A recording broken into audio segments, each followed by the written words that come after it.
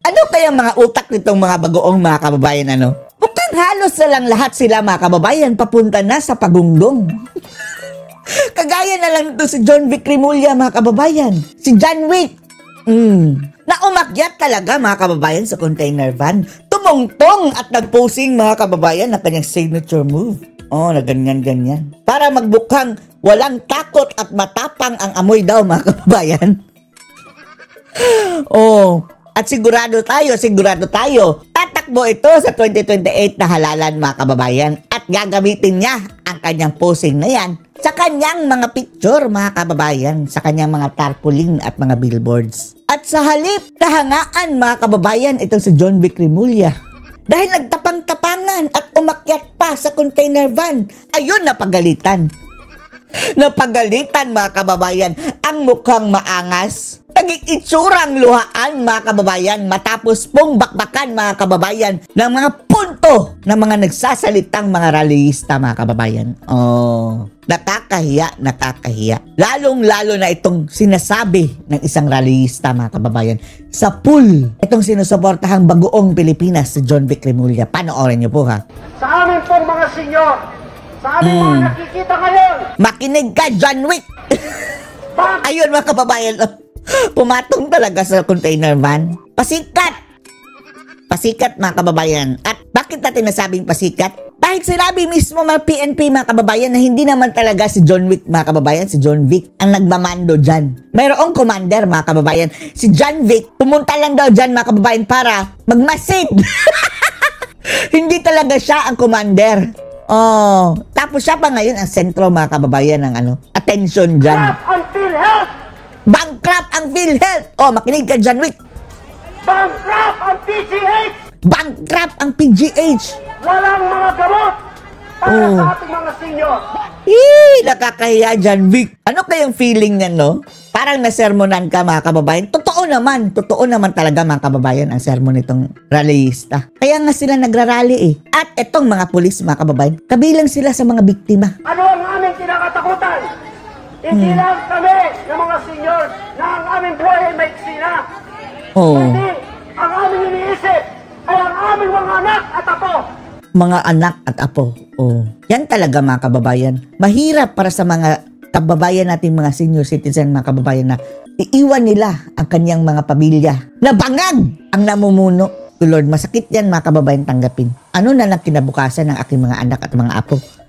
Kung mananatili ang mga kabangagan na ito. At hindi naman nanandiyan. Malapit na rin kayo mag-senior. Ilang taon lamang. At kayo rin naman John Vic. umaasa. Malapit na ito mag-senior sa John Wick mga kababayan. Sa mga gamot na nasa ating mga hospital. Ngunit tingnan niyo ang kalagayan. Ayan oh. Walang galawan si John Vic mga kababayan oh. Papansin oh. Gunggong na ito mga kababayan. Gunggong ba ito mga bagoong? At ang ating mga paaralan para sa ating mga anak. Oh, ayan oh. Hindi ito nasusuportahan ng mabuti. Saksakan sila sa mga ospital. Punong-puno ang mga ward. Kulang ang mga classroom. Ano ang sinabukasan ng ating mga anak at ako? Oh, ang dating maangas mga kababayan. Pag-akyat niya, ganito mukha niya oh. Talagang nakakulubot. Tapos galit na kunwari. Matapos mga kababayan, matapos sa pagalitan, oh, ganyan na mga kababayan sa kabila. Iyakan. Ito ang kalagayan natin. Tanungin ko kayo, may mga magulang kayo. Kayo rin ay mga magulang.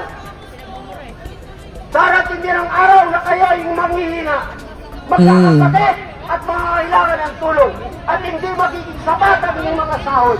Talaga? Tayong lahat ay apektado ngayon at kung hindi maayos ang sistemang ito na bulok. Oh, magnanakaw mga kababayan na gobyerno. Oh Lord. John Vic, yan ang pinoprotektahan ninyo. Nako. Ang ating sinabukasan. Kawawa. Ating mga anak at apo. Grabe.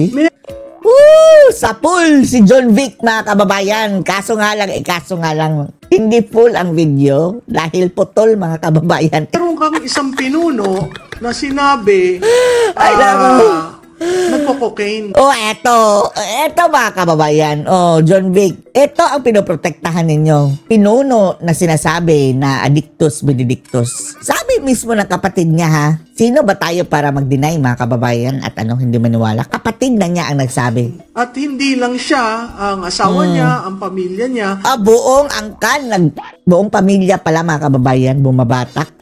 Alam mo yung insider information yun na, Si Amy. na nag-decide si Senator Marcos na sabihin yon at i-share sa public. Share sa publiko. Karamihan sa amin dito, alam namin yung bulong-bulungan na yan. Oh, alam na. Parang confirmation na lang mga kababayan, di ba? Of the already existing rumors. Oh. Pero walang aktual na Pag-amin. natin may resibo pa.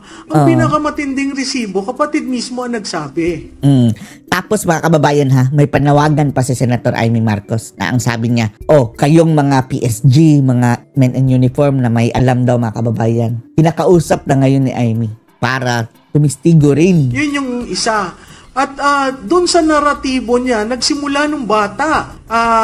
Yung tatay Grabe, niya, nung buhay ang tatay niya, siya ang nag-aalaga Hindi naman batang-bata ha, pero teenager mga kababayan, bumabatak na daw. Grabe. sa kanila.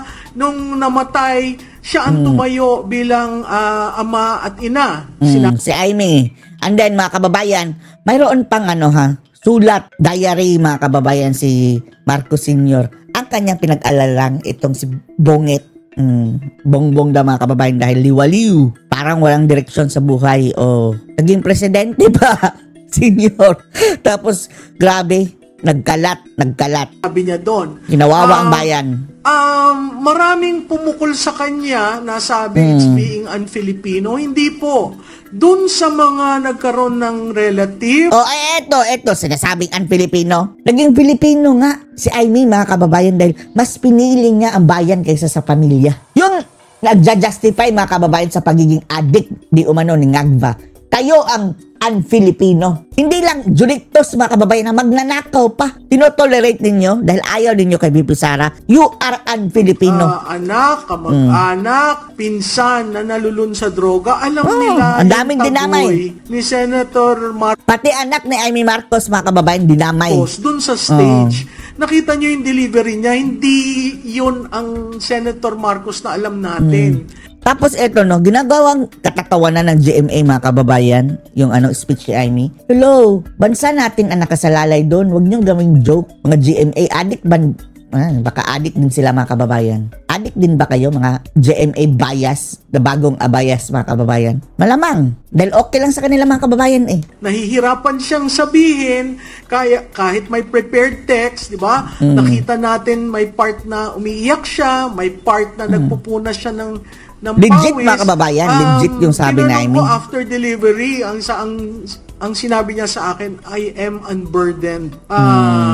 Nawala yung matagal ko nang kinikimkim. Dahil mga kababayan, guilty siya sa sambay ng Pilipino mga kababayan. Dahil hindi niya sinabi na bangag yung kapatid niya right from the start. Dahil kung kinumpirma pa niya mga kababayan, tapos sinabi niya kay VP Inday, na Inday wag na lang dahil bangag yan Baka hindi pa natuloy ang pagtakbo ni Sara mga kababayan. Tama si bangag. No, meron rin muna na ba't hindi nagpakatotoo? Diba? Bakit hindi sinabi kayo? Pero ang reason daw doon mga kababayan, di ba nagparehab daw sa Spain? Sabi ni Maharlika. Ang buong akala nila mga kababayan magbabago na. Dahil nagparehab na pumayat nga. Sabi, COVID.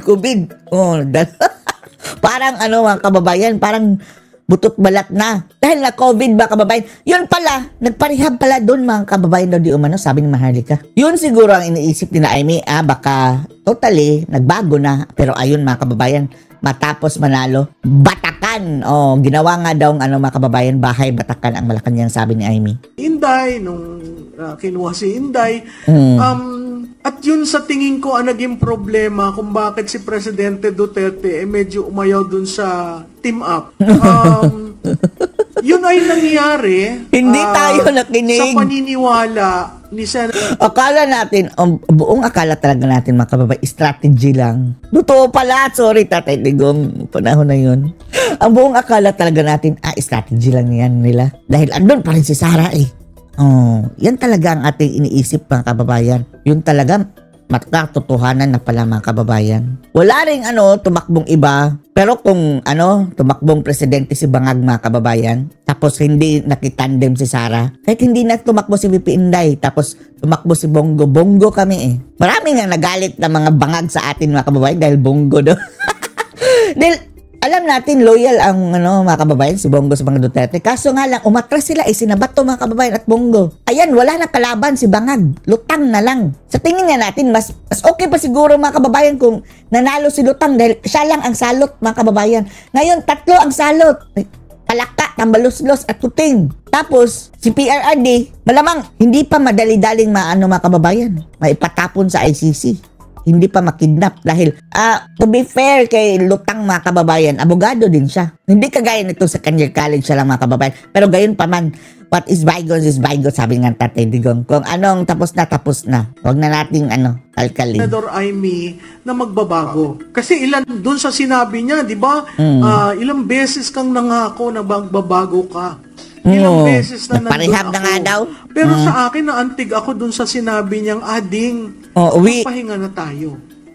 But there was no call for resignation, so I don't understand why there are cabinet secretaries saying, it's the sister destroying this presidency. This presidency has been destroyed in day 1 because of the president. No, because of the president, mga kababayan, walang iba. Because of the speaker.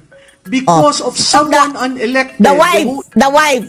Yan talaga. Yung kukak mga kababayan, isa yan sa nagde-destroy. Di ba may nagsabi mga kababayan na mayroon dang isa sa mga kandidato Manchurian candidate. Si BBM pala yun mga kababayan ang tinutukoy. Manchurian. Nakita niyo yung mga kababayan?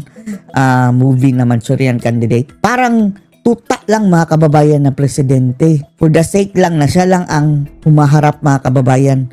Pero ang nagko-control talaga dun sa movie mga kababayan, kanyang ina. This time mga kababayan, ang nagko-control ang kanyang asawa di umano.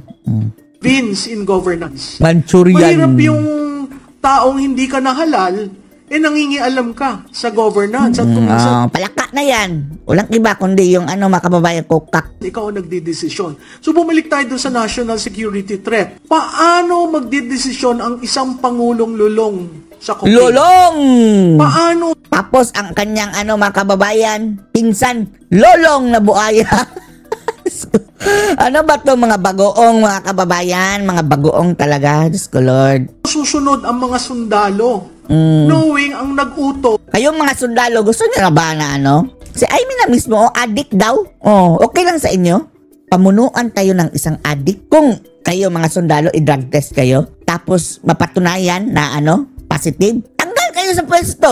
Tanggal kayo sa pwesto. Yan lang ang isipin nyo. Kaya mag-demand kayo mga sundalo ng test. Para lang din sa mga kababayan. Sa kabutihan ng bansa. Yung driver nga mga kababayan, di ba? Driver ng simpleng vehicle, public utility vehicle.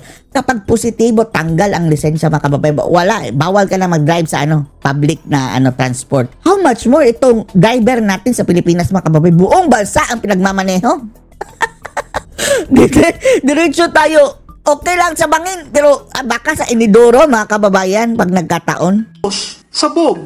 Diba? Sabog. So kung ikaw sinabi, girahin natin ang Taiwan. Ngayon, yan mga kababayan, yung missiles. May missiles na. Grabing yabang nila mga kababayan sa missiles. Nag-iisip ako, ano kaya yun? Nasa tamang wisyo o bangag? Bangag! So, it is a national security threat because that is the president. Sa tingin ko, yun yung burden ni Senator Marcos na kailangan yan sabihin. Kasi apart from liniligtas ko yung kalusugan ng aking kapatid, concern rin siya as a senator sa bansa. Lahat na mga kababayan, lahat na alam, alam ng lahat mga kababayan ang kabangagan. Sa makatwid, yan na nga ang pangalan niya ngayon, Ngagva. Tapos, ang ginagawa nila mga kababayan, hindi nila sinasagot ang issue.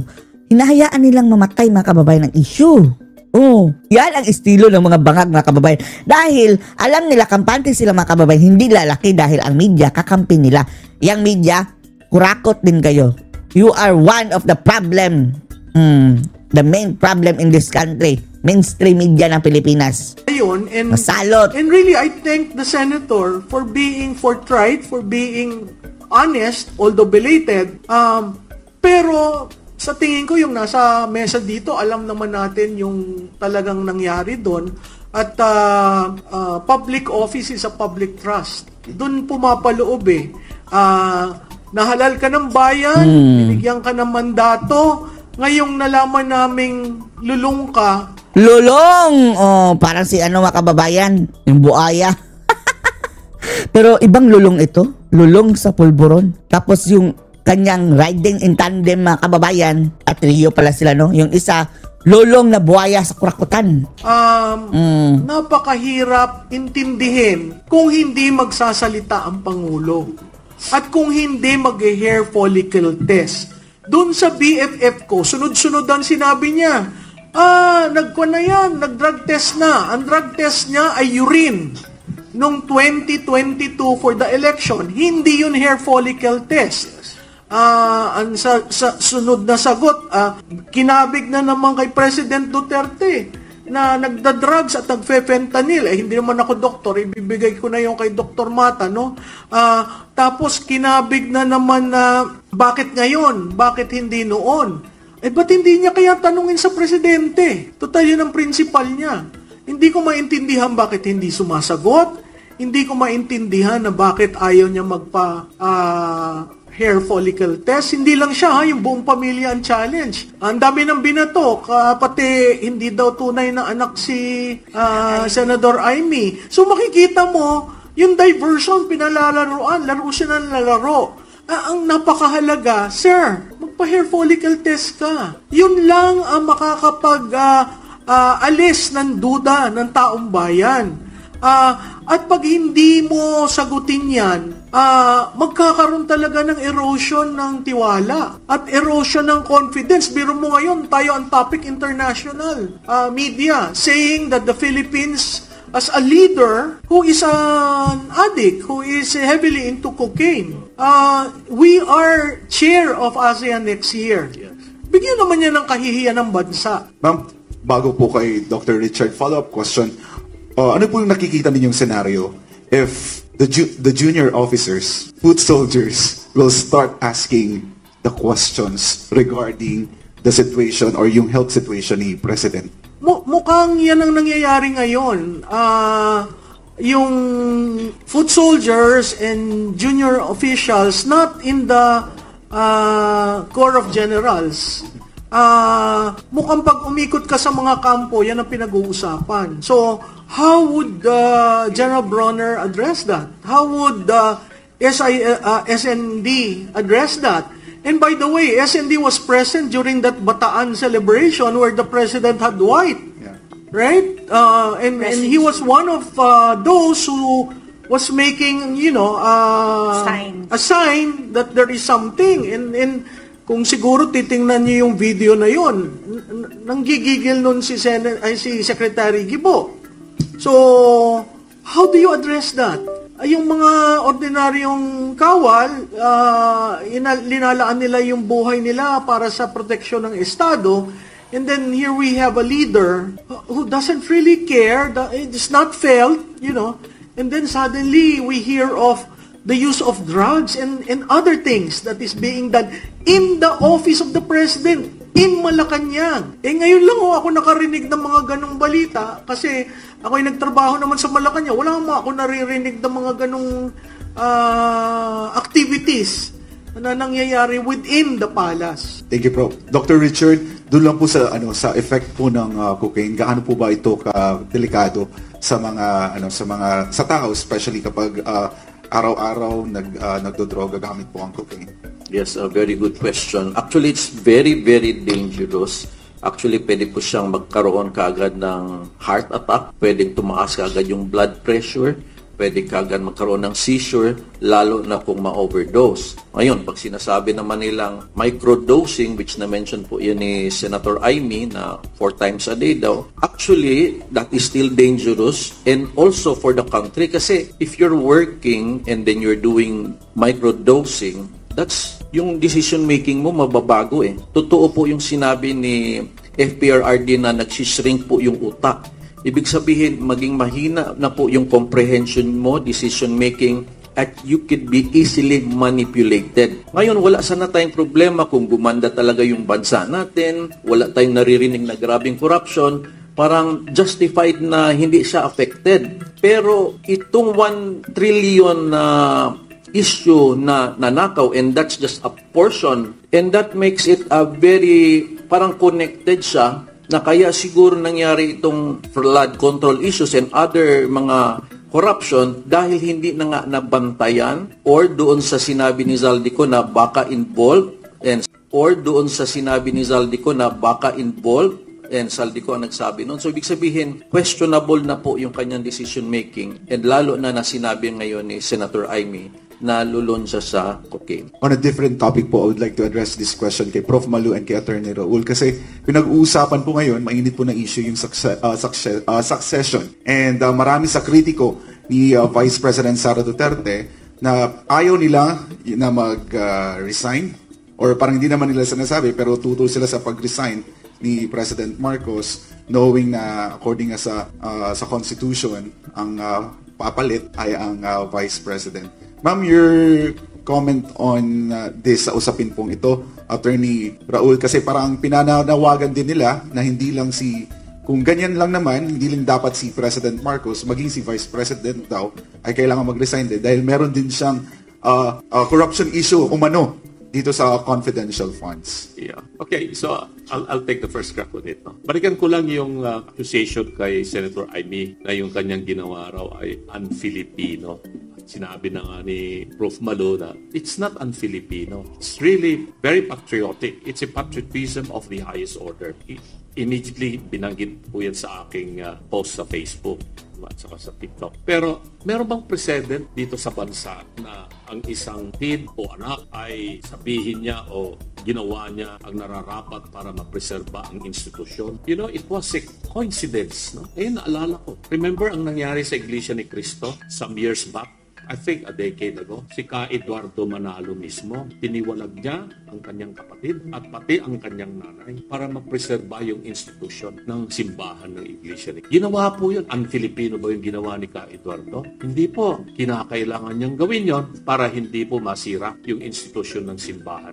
Ganyan din si Senator Amy Marcos. Masakit sa kanya yun. Nakita naman natin ako, maiyak-iyak nga ako nung napapakinggan ko, nakikita ko sa aking cellphone yung delivery ni Senator Amy. It was a sacrifice that she has to make knowing na ang bansa natin ang nakataya. Hindi po yung si BBM lang. Ang nakataya po rito, it's not only the presidency but the whole country. Sabi natin, he is the Commander-in-Chief of the Armed Forces of the Philippines. Na being the Commander-in-Chief, you have to be always of your sound mind. Kung sakali mang makatulog ka, gisingin ka kung kinakailangan dahil merong mga emergencies like calamities na nangyayari. Sinabi na natin na yearly aabutin natin itong mga multiple calamities dito sa Pilipinas, dulot ng bagyo, baha, ng lindol. But more importantly, in global situation, the President is the chief architect of foreign policy. Apektado po tayo sa mga desisyon ng Pangulo na taliwas doon sa mga nakikita nating nangyayari globally. Pinagtatawanan po tayo sa buong mundo ngayon sa tutulan. I have never felt so ashamed sa mga nadaluhan kong pagtitipon sa ibang bansa. Japan, Korea, ASEAN, China. Conferences, when people, delegates, then they are going to ask you,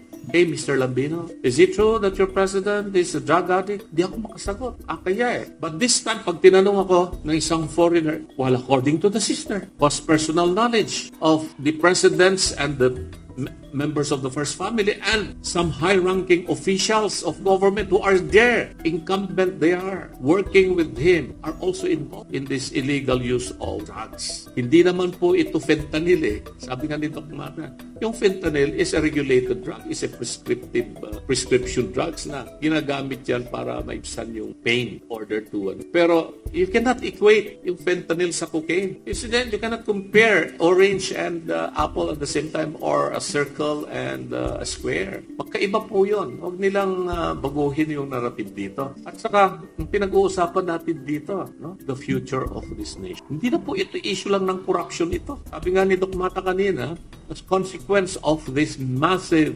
unprecedented, gargantuan corruption ever done in our country, it may have been the consequence of abuse happening in the past. Yun po ang issue po rito. Now, in regards to issue of succession, maliwanag naman sa ating saligang batas. No, I have been campaigning for changing this constitution for how many decades na, Prof. Madu, tayo nakikipaglaban dito? Since late 80s, sinabi na natin itong constitution na ito na gawa ng mga oligarchs, gawa ng mga taong they continue to have a colonial mentality that they believe they can, manipulate the poor people of our country. At pag ito ay nagtuloy-tuloy na ipatupad, walang mangyayaring maganda sa bansa natin. It's going to be a situation of a roller coaster, boom and bust, boom and bust, boom and bust. Ganun po ang mangyayari sa atin. Hindi natin matanggal kaagad ang Pangulo because we have to undertake the process of impeachment.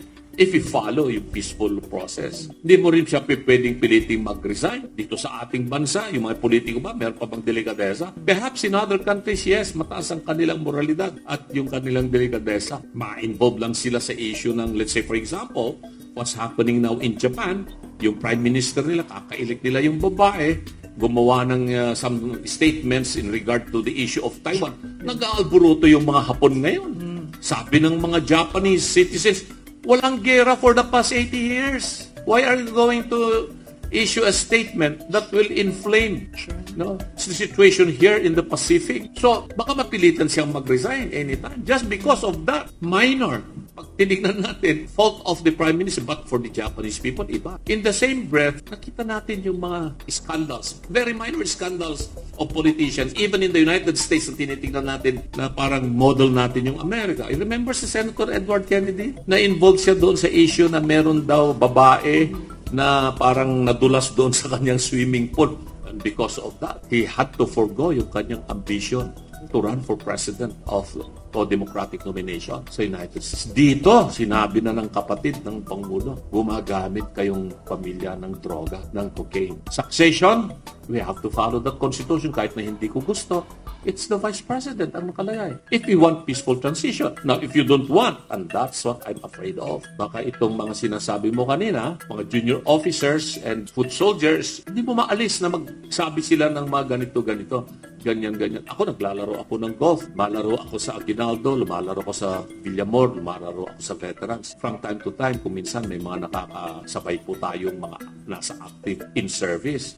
Maririnig mo yung mga bulong-bulungan. Mababa po yung moral ng ating mga kasundaluhan ngayon, militar at saka pulis. Hindi lang sila kumikibo dahil siyempre they follow the chain of command. And that's what I'm afraid of. Kasi yung provision po ng ating saligang batas that the armed forces is the protector of the people and of the state. Self-executing provision po yun na pwede nilang magamit. That is dangerous. Magiging extra-constitutional po yung succession, hindi po ako papayag sa ganun na sitwasyon. Kasi mamimiligro po talaga.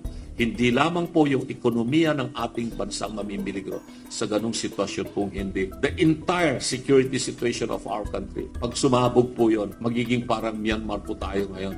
Tuloy-tuloy po yung labanan ng mga sundalo sa Myanmar and different armed groups in Myanmar. Dito sa Pilipinas, magpunta ka sa Mindanao. Ito, si Doc Mata alam niya ito. Walang tao sa Mindanao na in his full age na walang armas, na walang baril, pistol or what have you. They're very high-powered firearms there in Mindanao. Hindi lamang po yung MILF or MNLF or whatever groups. Even Christian group in Mindanao, they have their own firearms and there are thousands and thousands of loose firearms in Mindanao. Same is true here in Luzon. You go there in Northern Luzon. I am from Northern Luzon. Ilocano, Apo, Mukati, sasaad tayo dita, Amyanan. Nangruna dita probinsya iti Abra. Kan dita, nadu mga probinsya ta Ilocos Sur, aging gana dita, Cordillera, Ado, armas dita, in the hands of civilian people. So, huwag sanang gawin natin na issue na huwag po upuin si Inday Sara kung sakali mang matanggal si BBM dahil ang gusto nila mag-resign din si Inday Sara. Bakit? Gumagamit ba siya ng cocaine? Yan ang tanong. Involved ba siya sa corruption ng flood control? 125 million lang yung kanilang pinupukol na issue, the confidential an intelligence. Kumpleto na po ng dokumento yan, sabi ng Commission on Audit. Wala pong corruption. Kumbaga, i-confidence nga, pinapalaki lang itong mga issue ito na talagang takot na takot sila kay Inday Sara na siyang susunod na Pangulo ng Pilipinas sa 2028. Yun lamang po yan. Prof. Malib. Sa tatlong bagay.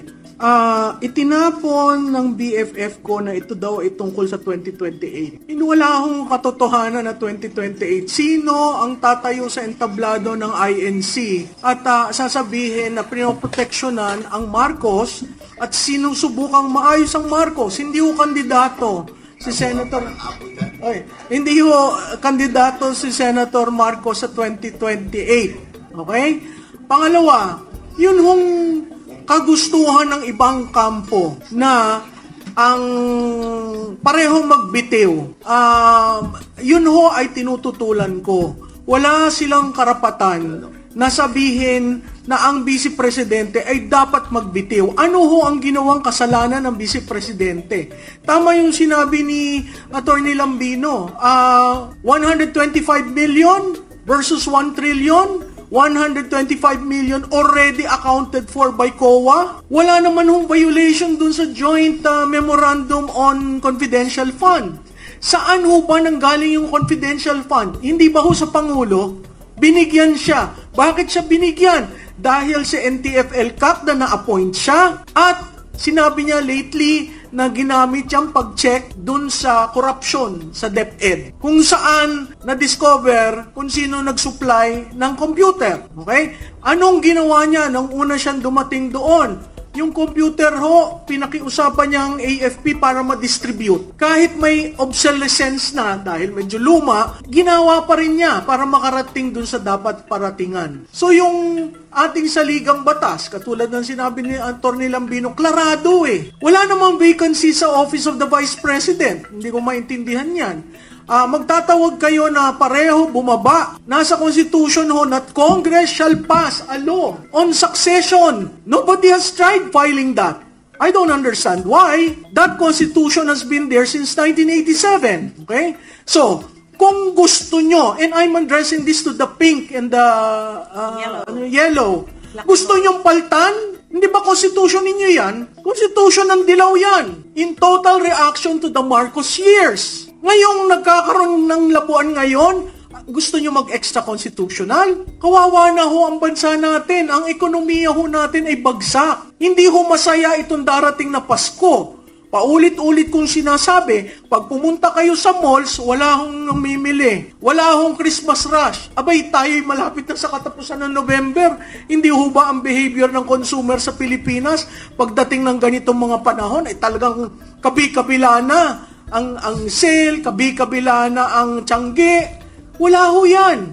Hinahawakan ni Juan de la Cruz ang pera niya para sigurado na may pera siya sa susunod na quarter o sa susunod na taon. Ganun hong kahirap ang buhay. Kaya hindi ko maintindihan itong mga kaibigan natin sa kabilang kampo na sinasabi na dapat silang dalawa.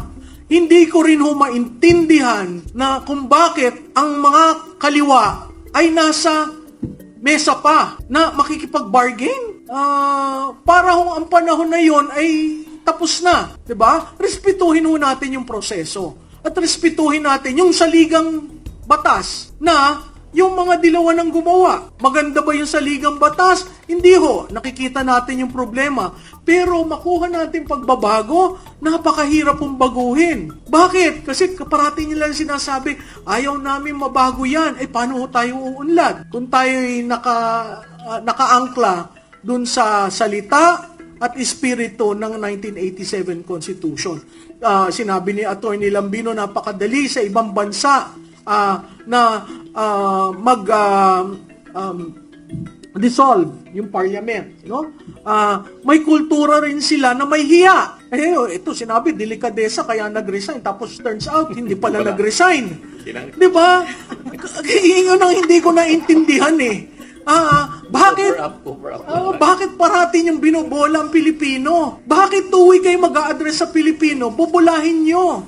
Hindi ba utang ninyo sa Pilipino kaya kayo nandyan sa posisyon nyo? Not unless, katulad na nakita natin, pag nagamit na, bahala na kayo, isa sa tabi. And this administration has been doing that. Nakatulong ka ng eleksyon, bibigyan ka ng LOA. Diba? So, ano yun? Yun ang hindi ko maintindihan at patuloy na nagde-deflect.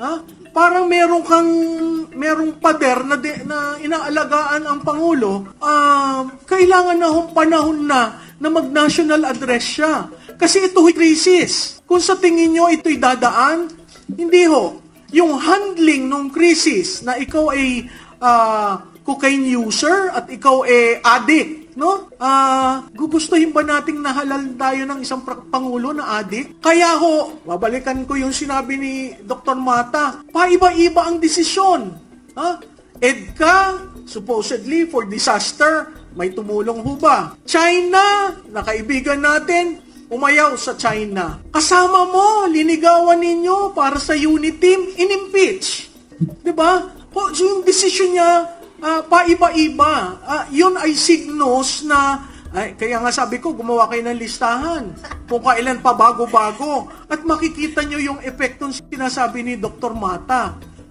Yung decision making is impaired. Imaginein mo yan kung may nuclear device, no? Sa Amerika, ang presidente may dala-dala. Biglang sabihin, sige, pindutin mo. Ay, di nagkaroon ng gera. Yun yung danger doon eh. Hindi brown leather bag, yung sa bag ng Amerika. Oo, yung brown leather, iba yata ang laman, no? So ako'y nakikiusap. Di ba? Panahon na ho magsalita kayo. At kung ayaw nyo magsalita, dahil nahihirapan kayo magsalita, sir, di ba, signos rin nyo yung pagsasalita, no? Nahihirapan magsalita, ay magpa-hair follicle test. Yun ang pinakamadali. It ends. Ngayon, kung maging positive yon, you will have to make the ultimate sacrifice for this country to step down. Hindi ho ako nananawagan na resignation, hindi ko ho never kong sinabi mag-step down. Pero, kaya hindi ako umaakyat ng entablado nung nagrally. Sabi ko, kayo na lang yan. Kasi hindi pa ako sigurado, kasi may mandato. Pero nung narinig ko si Senador, at alam kong agonizing yung decision na yan. Kasi nung 2025 na eleksyon, pinag-usapan na namin yan eh. Paano ko ba sasabihin? Abay, Kakoy, ikaw yan. Diba?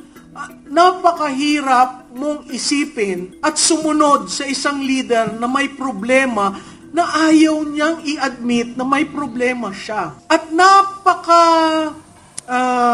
to those who allow him, extra leeway. Hindi ho nyo mahal ang Pilipinas. Ang mahal nyo lang, yung notion na maging presidente uli ang isang Marcos. Yun ho nakakalungkot eh. Kasi karamihan sa amin dito, akala natin redemption. At talagang magsisilbi sa Pilipinas. Ay day one pa lang ho, hindi na eh. Diba? So yun yung nakakalungkot. Kasi may mandato siya. Pero, yung mandatong yun, tao rin ang mag-aalis. Tao rin ang mag-aalis. Kasi karapatan ho yun ng taong bayan.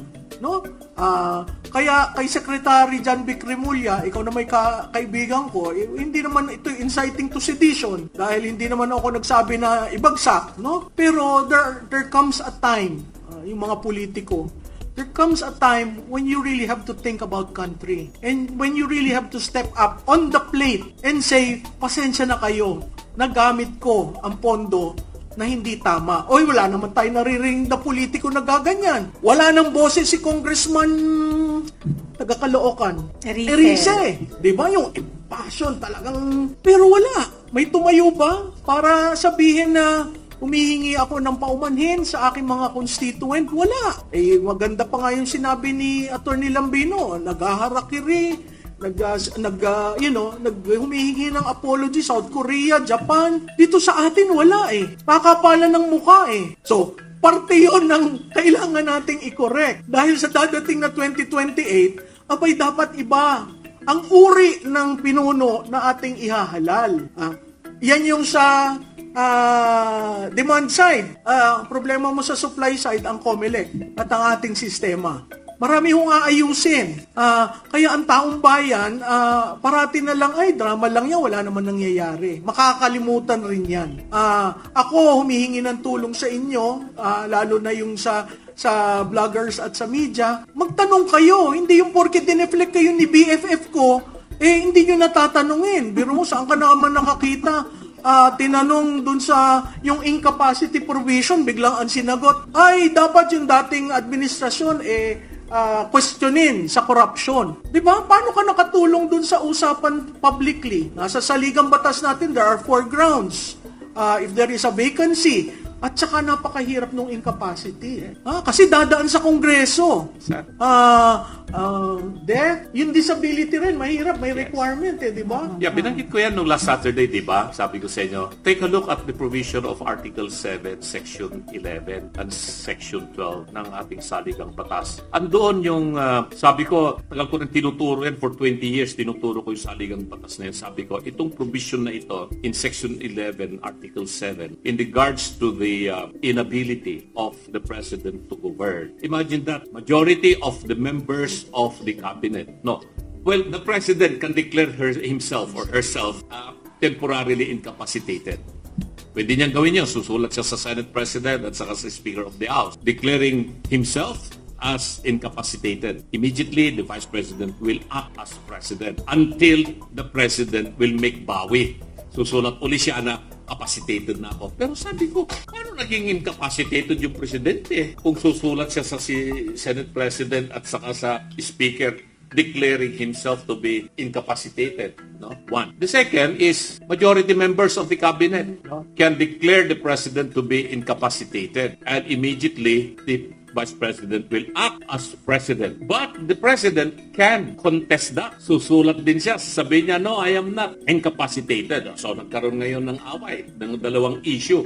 Then it will be resolved by the Congress of the Philippines. The House and the Senate will make a decision immediately within 12 days. They have to convene and decide, talaga bang incapacitated yung Presidente? And if they decide that the President is incapacitated, then the Vice President becomes the President. Then you go to Section 12. Doon naman sa provision ng Section 12 na yan. Kung ang issue ay patungkol sa health ng President, and that is a public interest. Nakalagay po doon, when the health of the President is already something that is questionable. And I think itong revelation ni Senator Amy Marcos na ito, this involves a health issue of national significance that Congress must take a look at, no? Must take a look at and take a look of this very, very seriously. Hindi natin sinasabing i-impeach si BBM, but take a look at the provision of the Constitution. Kasi nga, binabanggit na natin dito. He being the Commander-in-Chief of the Armed Forces, he being the Chief Architect of Foreign Policy, ang laki pong damage sa ating bansa.